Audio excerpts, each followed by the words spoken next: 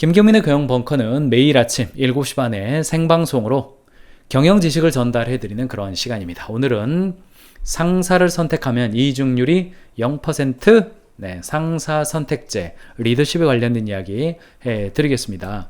아마 경영자 여러분이라면 요 화면 아마 아실 듯 합니다. 이게 이제 미라이 공업 아실 거예요. 야마다 사장이라고 책이 몇 권 나왔습니다. 이게 뭐냐면 선풍기로 이름을 날리는 거예요. 그래서 선풍기로 이름 날려가지고 가장 멀리 나가는 사람을 승진시켜주는 뭐 요런 거 있습니다. 그리고 뭐 일본 전산 이야기, 채용할 때 달리기 시켜가지고 빠른 사람, 밥 빨리 먹는 사람, 목소리 큰 사람, 이런 사람들 뭐 채용하는 일본 기업에서 좀 괴짜 같은 인간에 대한 이해나 이런 거, 인간 중심 경영에 관련된 책들 좀 나옵니다. 근데 이제 상사 선택제의 일본 기업 이야기가 조금 나오더군요. 그래서 오늘 상사 선택제 퇴사율, 리더십, 다면 피드백 이야기까지 오늘 좀 가보겠습니다. SBS 뉴스의 스브스픽으로 해서 상사 선택제 도입 후 이직률이 0% 한국 MZ 직장인의 반응 이렇게 나왔고요. 뭐 이제 사쿠라 코주, 사쿠라 코주, 이 회사인데 4년 만에 이직률이 11%에서 0%로 떨어졌대요. 이직률이 0%. 상사 활용 매뉴얼 그리고 다른 직원들의 평가서를 받아서 상사를 선택한다. 이런 이야기가 나오는 거죠. 사쿠라 코주 이 회사인 거고요. SBS에서 뉴스에서 주목을 했더군요. 여기를 보니까 제도에 상사 선택제, 말만 들어도 좀 무시무시한데 사쿠라 코주는 일본 업계에서 유일하게 자신의 무대에 맞춰서 가르치는 실장을 직원 스스로 선택할 수 있습니다 라고 취업규칙에 이렇게 나와 있는 거죠. 채용할 때도 안내가 되어 있는 거죠. 잘 맞지 않는 상사와 무리해서 같이 일하지 않아도 된다. 내가 일하고 싶은 상사는 내가 정한다. 상사와 부하의 배정은 윗선이 한다는 통념을 깬 일본 사회가 최근 현지 매체의 주목을 받고 있다. 부하가 상사를 고르는 일명 상사 선택제를 도입한 이 기업은 4년 만에 이직률을 획기적으로 낮췄다. 수직적인 직장 문화에 익숙한 일본 회사원 사이에서는 부럽다, 대리만족했다, 뭐 이런 평들이 나오고 있는 거고, 뭐 마케팅적으로도 좀 활용되고 있는 것 같아요. 직원들은 표와 함께 사장, 다른 직원에게 받은 평가서까지 들고 책자를 참고해서 1지망, 2지망 인사 희망서를 내고 3개월 뒤인 6월부터 자기가 고른 상사와 일하게 된다. 1지망 써낸 상사에게 100% 배정된다. 뭐 이런 이야기인 거죠. 근데 상사들 입장에서는 아무도 선택 안 하면 어떻게 되냐, 뭐 이런 거죠. 그런데 이제 요미우리 신문에 따르면 다나카 사장이 이 제도를 도입하게 된 건 4년 전이었는데 2018년 직원 한 명이 회사를 떠나면서 그의 고민이 깊어졌다고 그래요. 이 다나카 사장은 직원이 상사와 업무적으로 잘 맞지 않는다는 이유로 그만뒀는데 상사 때문에 부하 직원 경력이 강제 리셋되는 느낌을 줘서 미안했다. 이를 계기로 다나카 사장은 어떤 상사에게 가야 희망하는 기술을 배우고 커리어 패스를 닦을 수 있을지 회사가 미리 알려줄 필요가 있다고 이야기했다. 그래서 3년 전 야마모토 겐스케 제3설계 신장을 반장으로 해서 3설계실로 왔다. 그는 전에 모셨던 분이 싫어진 건 아닌데 계속 같은 상사를 모시기보다는 새로운 일을 배우고 싶어서 상사를 바꿨다면서 우리 회사에서는 자연스러운 일이다. 2017년 입사해서 현재 야마모토 반장 아래에서 일하고 있는 가도타 다비토는 스스로 상사를 고르기 때문에 그만큼 책임감을 느끼고 있다. 요런 거 아마 아실 겁니다. 우리나라 한국의 동호회 아실 거예요. 동호회는 동호회 팀장을 동호회 구성원들이 선택하죠. 이런 거는 뭐 동호회라든가 뭐 산악회라든가 이런 데 가보면 일반적으로 많이 선택하죠. 근데 이제 회사에서는 이게 말이 되냐? 뭐 이렇게 되지만 역발상, 일본 가끔 뭐 역발상 많이 하잖아요. 그런 기업들. 각 팀장별로 평가표가 존재해요. 뭐 일본 말이라서 제가 정확하게는 다 이해는 못하겠습니다만 예를 들면 이런 겁니다. 매상의 확보, 사원의 감정과 고민을 케어하기, 신입사원의 기술 향상시키기, 고객 만족도 향상시키기, 공정 관리하기. 이런 내용이 동그라미 2개는 특별히 기대해도 좋다. 동그라미는 기대해도 좋다. 세모는 보통 X는 기대하지 않는 게 낫다. 뭐 이런 거예요. 이 사람은 지금 고객 만족도 향상 나한테 기대하지 말아라. 뭐 이렇게 오픈하는 거죠. 상사가 자신의 어떤 프로필을 오픈을 하고 구성원이 상사의 어떤 오픈된 이력서를 보고 선택하게끔 만들어주는 그런 방식을 사쿠라 구조가 각 팀장들을 오픈하고 구성원들이 선택하게 하는 그런 방식인 겁니다. 제조업 현장이죠. 우리나라로 오죠. 우리나라도 상사 선택제라는 개념이 있습니다. 인크루트 조사인 거고요. 2023년 8월 16일 최근이죠. 767명이 응답했네요. MZ세대 직장인 87.2%가 상사를 직접 고르기 원한다 라고 대답을 했습니다. 이런 질문은, 이런 설문조사 왜 하는 거예요 도대체? 귀하의 회사에 상사 선택제를 도입하는 것에 대해서 어떻게 생각하나요? 매우 긍정적이다가 32.5%고 MZ세대로 가서 대체로 긍정적이다, 매우 긍정적이다가 각각 이 정도 비율로 나오고 있는 겁니다. 상사 선택제가 시행된다면 기대되는 변화는 뭐냐 물어봤더니 직장 갑질, 따돌림, 괴롭힘 없어질 거다가 22.8%, 상명하복, 연공 서열의 문화가 없어질 거다 19.7%고요. 자유롭게 의견을 낼 수 있어서 업무 프로세스가 보다 더 효율화될 거 아니냐 18.8%. 상상하는 거 MZ세대들도 잘 알고 있는 거죠. 상사 선택제에 대한 인식을 물어봤더니 MZ 직장인이 꼽은 이상적인 직장 상사 탑5 했더니 1114명한테 조사했어요. 인크루트 조사입니다. 이게 이제 나오더라고요. 피드백이 명확한 상사를 원해요. 여러분들 이 피드백하고 평가하고 어땠어요? 피드백이 명확한 거랑 평가를 자주 하는 거랑 이게 뭐가 다릅니까?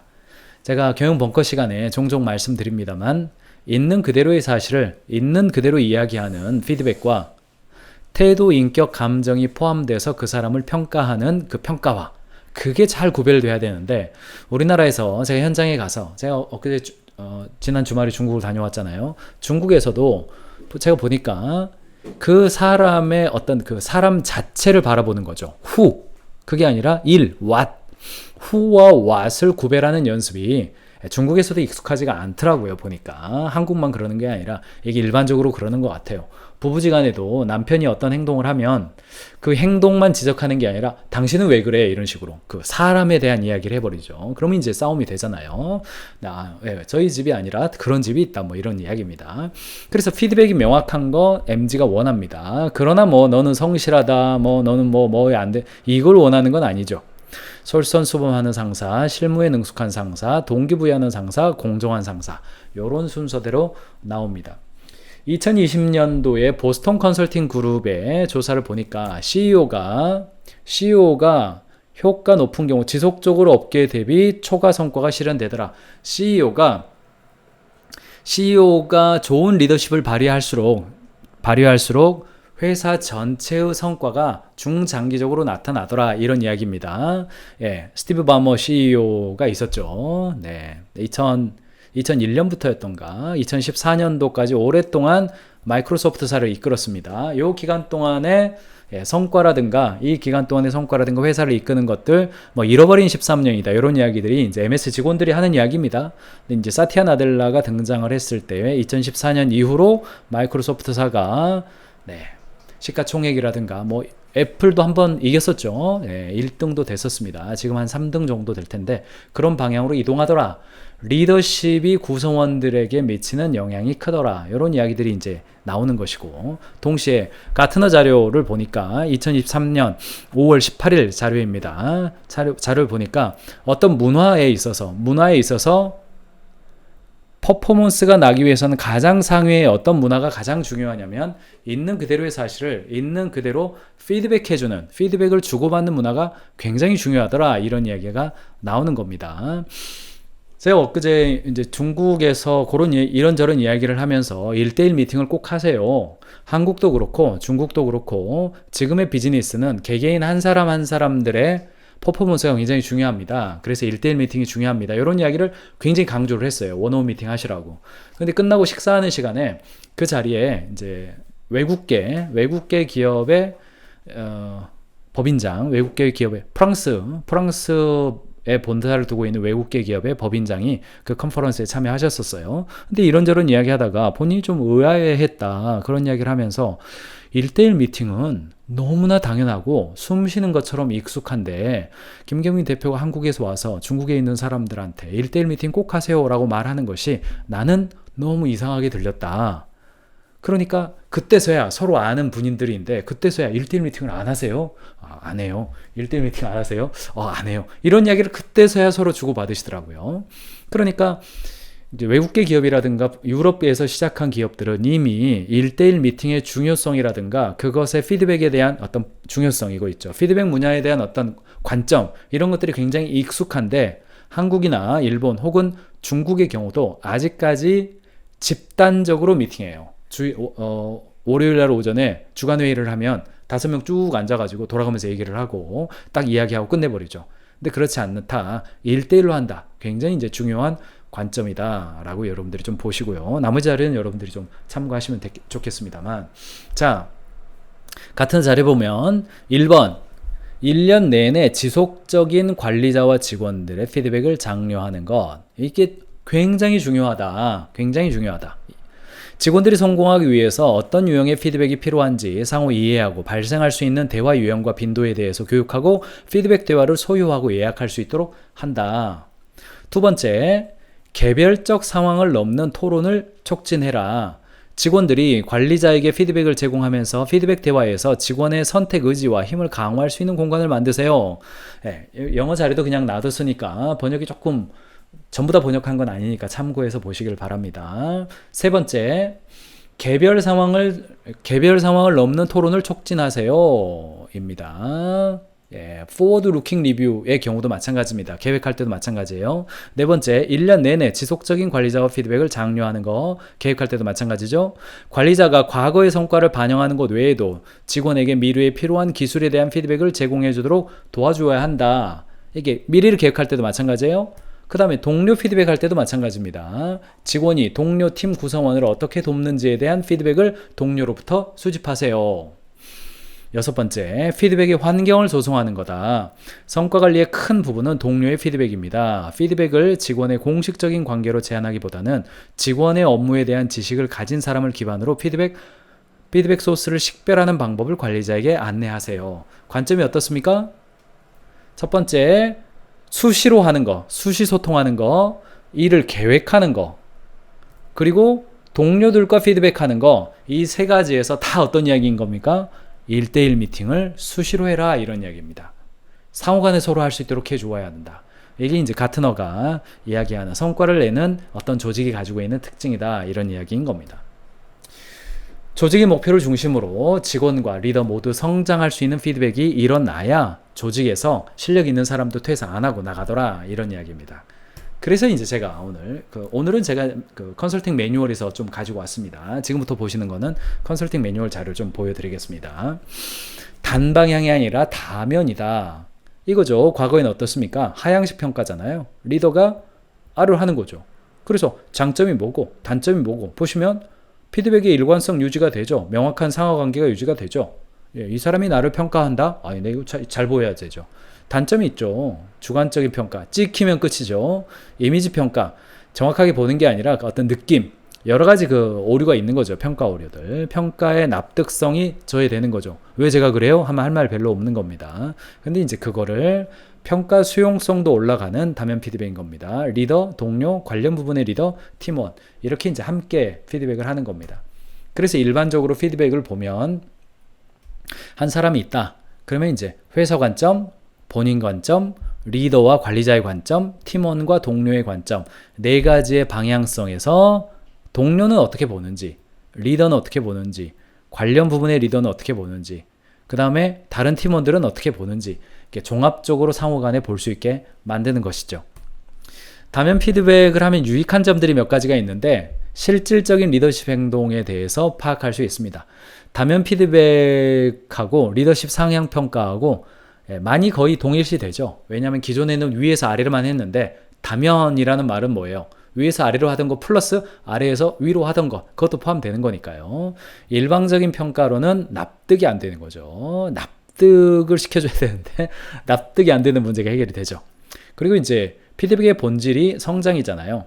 여러분 평가 왜 합니까? 평가를 왜 하냐? 보상이란 단어가 떠올랐으면 평가가 많이 왜곡되어 있는 평가를 알고 계신다. 이렇게 해도 과언이 아닙니다. 평가를 왜 하냐? 성장을 위해서 하는 거거든요. 그 다음에 다수의 사람이 피드백을 제공하면 익명성이 보장되어 솔직하고 객관적인 피드백이 제공된다. 그리고 최근에는 IT, 정보 시스템이 발전했기 때문에 과거보다는 비교적 쉬워요. 예전에는 뭐 필적 조회한다 뭐 이런 이야기 농담 삼아서 했는데 요즘은 구글 설문제 하면 되는 거기 때문에 굉장히 쉽게 진행이 되는 겁니다. 한편으로는 다면 피드백에 대한 오해도 좀 있는데 시간과 비용이 많이 들 것이다. 동료 간의 경쟁이 심해질 거다. 이게 뭐 인기 투표 뭐 이런 거 반대로 이런 것도 있을 거다. 혹은 능력 개발에만 사용할 수 있다. 그거 가지고 뭐 배치 좀 불가능하다. 뭐 이렇게 보는데 요즘은 그렇지 않습니다. 초기 구축에는 비용이 좀 들지만 제도를 구축하고 나면 그냥 온고잉 하는 겁니다. 쭉 가는 거예요. 오히려 상호 단점을 보완하기 때문에 협력도 증가하게 되는 것이고 성과 평가의 요소로서 인사고과, 배치, 활용 가능하게 됩니다. 다면 피드백, 가인지도 오래전부터 다면 피드백 합니다. 저희는 닉네임이 이제 저희는 비즈니스는 사랑이다니까 사랑의 피드백인데 1년에 2번씩 합니다. 각 개인들이 구구설문제에다가 내가 피드백 받고 싶은 내용을 쭉 적어요. 질문도 하고 뭐 객관식도 내고 주관식도 내고 그렇게 내고 이렇게 올려놓습니다. 그러면은 이제 거기에 맞춰서 한 2주 정도 시간을 주고 상호간에 피드백을 해주는 그런 방식도 하고 생일날 피드백하는 방식으로도 하고 올해는 다시 일정 정해서 하고 뭐 이런 방식으로 상호간에 피드백을 하고요. 그 피드백 결과를 받아서 자기 스스로가 성장 에세이를 작성하는 방식으로 저희 창업한 이래로 지금까지 해오고 있습니다. 저도 합니다. 저도 피드백 받으면요. 뭐 편애한다 뭐 이런 이야기도 가끔 듣기도 하고 뭐 여러 가지 이야기 듣습니다. 다면 피드백 운영 프로세스를 보면 이제 자 2주 정도 준비하고 실시하고 결과 분석하고 요게 핵심이에요. 제가 보니까 다면 피드백도 피드백을 안 하시더라고요.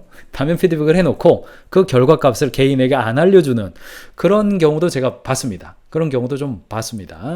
피드백은 기본적으로 뭘 위해서 한다고요? 개인의 성장을 위해서 하는 것이기 때문에 다면 피드백을 1, 2, 3, 4, 5 점수 매겨가지고 등급 매기고 점수 매기고 그거를 인사평가에 반응하고 개인에게 안 알려준다. 이런 게 조금 이상한 겁니다. 그래서 다면 피드백을 했다. 그러면 가능한 점수화 시키기보다는 있는 그대로의 사실을 서술해서 이런 일이 있었는데 그때는 좀 아쉬웠다. 이런 일이 있었는데 그때 참 좋았다. 이런 내용들로 좀 하고 다면 피드백은 회사의 핵심 가치 있으시죠, 여러분들. 뭐 창의적인, 전문가적인 뭐 이런 것들이 있어요. 그걸로 기본으로 해가지고 하시는 게 훨씬 좀 도움이 된다. 이렇게 좀 참고하시면 좋을 것 같고 다면 피드백 대상자 선정하는 거 이렇게 되지만 이것도요. 꼭 동일한 정답이 있는 건 아닙니다. 회사의 상황에 따라 다른데 일반적으로는 예를 들어서요. C라고 하는 사람이 있다고 가정을 해보죠. 이 사람이 팀장이에요. 그러면 다른 인접 팀장이 있어요. 이게 이제 동료죠. 그리고 경영자가 있죠.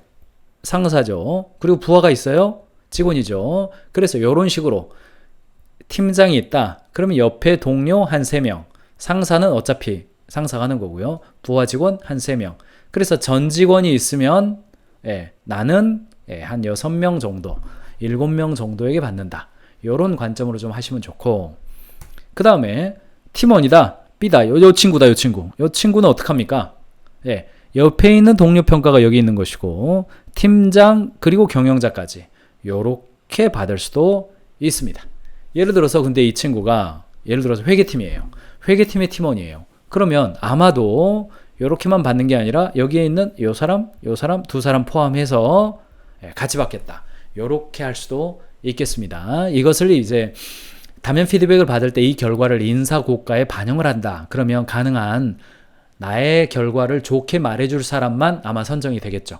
그러니까 그것도 인사평가에 어느 정도 반영한다 혹은 반영하지 않는다에 따라서 이 범위나 넓이는 상호 조절할 수 있다. 이렇게 보시길 바라고 아직 다면 피드백을 적용하지 않는 회사라면 처음에는 인사에 반영하지 않는다.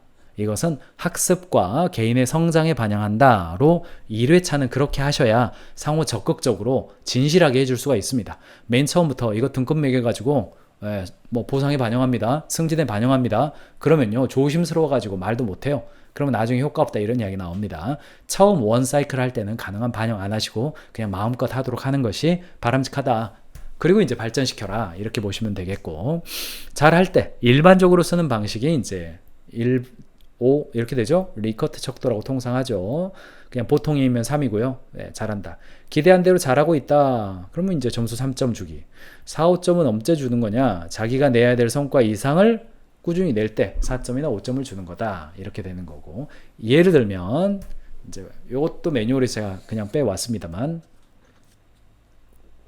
네, 저희 컨설턴트들이 현장 가가지고 컨설팅 할 때 쓰는 겁니다만, 자 그냥 몇 개만 그냥 보여드리겠습니다. 그냥 협력, 자신의 업무와 관련된 부분을 확인하고 관계된 팀원과 업무에 상호 협조하는가, 동료의 중요한 목표 달성을 돕기 위해서 자신의 시간과 지원을 아낌없이 주는가, 팀원의 업무에 적극적으로 참여하는가. 3점, 3점, 4점이에요. 3점, 평소에 자기 부서가 청소가 끝난 다음에 다른 부서 청소 도와준다. 영업팀과 생산 물량 소통에서 오류 없이 맡은 일을 해낸다. 4점, 개인적으로 배운 업무 지식들을 동료들에게 알려주면서 성장을 도모한다. 이런 게 이제 4점 정보 되는 겁니다. 네. 성장, 회사의 새로운 일들의 다양한 아이디어를 제시한다. 작년 10월 기계 결함 관련되었을 때 퇴근 후에도 결함을 해결하기 위해서 업체 사람들과 소통하고 결국에는 해결하고 퇴근했다. 이런 표현들.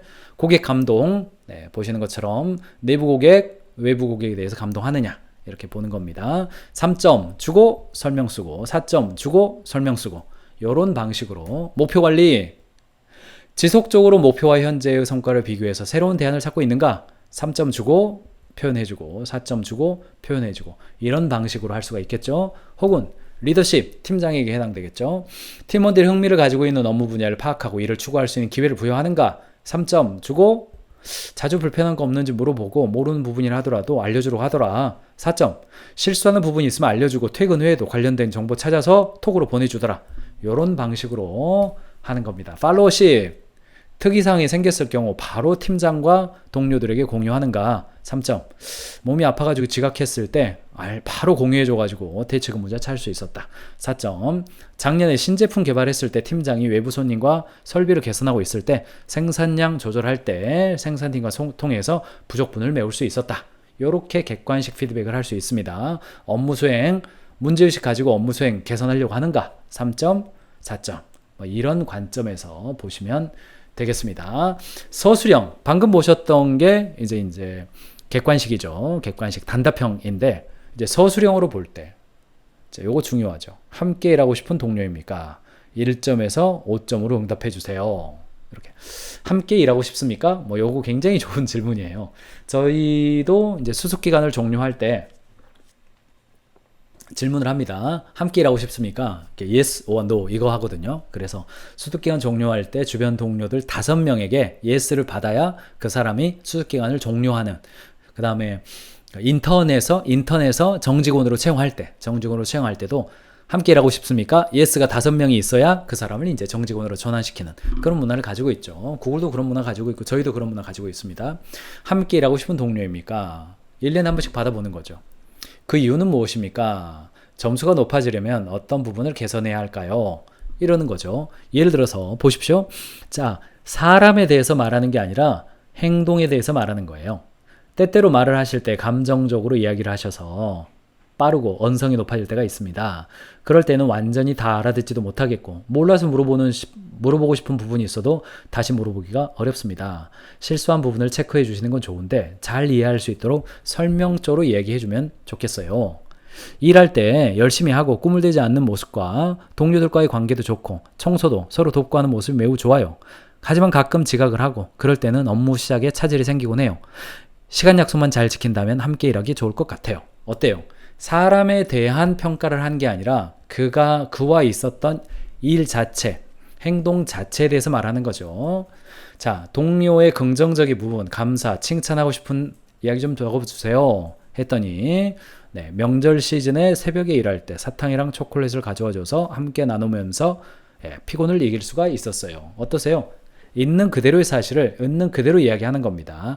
요 연습이 잘 돼야 다면 피드백이 조금 발전을 할 수가 있습니다. 요 연습이 안 되면 뭐 훌륭하다, 좋다, 최고다 이게 이제 별로 도움이 안 되는 겁니다.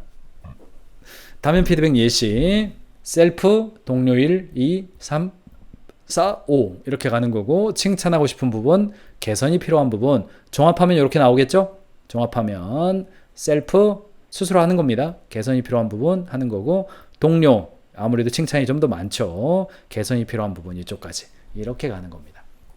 다음 피드백 로드맵을 보시면 이제 운영, 인사 담당자가 할 일이 꽤 있죠. 리더가 할 일, 구성원이 할 일이 있습니다. 기획을 잘해야 됩니다. 평가 문항 잘 보시고 사전 안내해주고 리더들이 정량평가, 정성평가하고 동료평가 한 다음에 인사팀이 결과 취합하고 피드백을 결과 분석 공유해주고 그 다음에 1대1 미팅, 요거 굉장히 중요합니다. 1대1 미팅 하고 결과 확정한 다음에 셀프 피드백 에세이 작성하고 최종적으로 인사평가에 반영할 수 있다. 이렇게 보시면 되겠고 여러분 참고하시라고 다면 피드백을 운영하기 위해서 필요한 체크리스트를 아예 그냥 실어 놨습니다. 가인즈 캠퍼스에 파일로 올라가 있으니까 여러분들이 다운로드 받아서요.